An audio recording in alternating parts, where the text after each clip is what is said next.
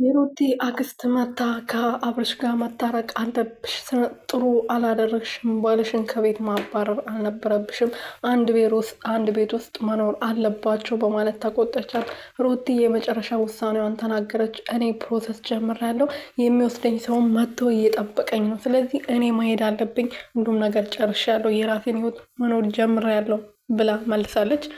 ያው የውጭ ሀገር ፕሮሰሱ ውሸት ቢሆንም የራሷ ህይወት መጀመሯ ትክክለኛ መልስ ነው ብዬ አስባለሁ። ምክንያቱም ምናቸው ነው ግን የሚያማቸው?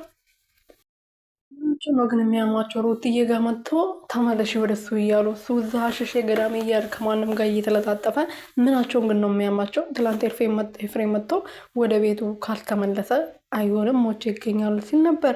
ዛሬም ደግሞ አክስትዮ ሴት ናት፣ እሷም በእኔ ላይ ቢሆንስ ብላ አላሰበችም እና አብርሽ ወደ ቤት መጥቶ ይግባና ይኑር እያለች ነበር እና ይሄ ትክክለኛ ነገር አይደለም። ሰላም ቤተሰብ እንዴት ናችሁልኝ? እኔ ያለው ፈጣሪ የተመሰገነው። በያላችሁበት ሰላማችሁ ብዝት ትርፍርፍ ይበልልኝ። ሩቲ እንግዲህ በራሷ ቤት መታለች ከአክስቷ ጋር ከሮቤል ጋር ማለት ነው። ወንድሟም አለ እና ለምንድን ነው አብርሃም ከቤት ያባረረሽው? የተታረቃችሁ መስሎን እኛ ደስ ብሎ ነበረ። እናንተ ድራማ እየሰራችሁብን ነው ወይ በማለት አክስቷ ተቆጣታለች።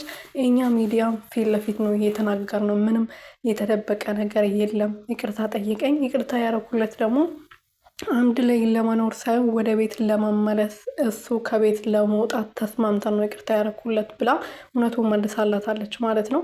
አክስትየዋ ግን ትክክል አይደለችም። መጀመሪያ አብርሽ መስተካከል ወደ ራሱ መመለስ